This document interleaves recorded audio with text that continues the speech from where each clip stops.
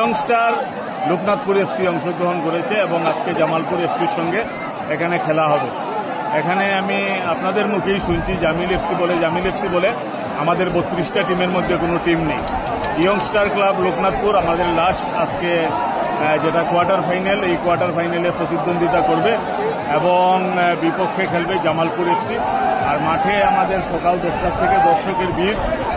জায়গা দখলের জন্য ওনারা সকাল থেকেই মাঠে প্রবেশ করছেন এবং ওনারা নিজ নিজ আসন ওনারা সংরক্ষিত করার জন্য ওনাদের একটা প্রতিযোগিতা সকাল 10টার থেকে শুরু হয়েছে এবং 12টা সাড়ে 12টার মধ্যে আমরা লক্ষ্য করলাম যে আমাদের যে 4টা গ্যালারি আছে, 4টা গ্যালারি ফুল হয়ে গিয়েছে। প্রচণ্ড মানুষ দাঁড়িয়ে আছে এবং ওনারা বিভিন্ন গাছে, বিভিন্ন ট্যাঙ্কের উপর, গাছের উপর, তাছাড়া যেখানে বেশি রৌদ্র ওখানে ওরা একটা প্রাকৃতিক পরিবেশ তৈরি করেছে।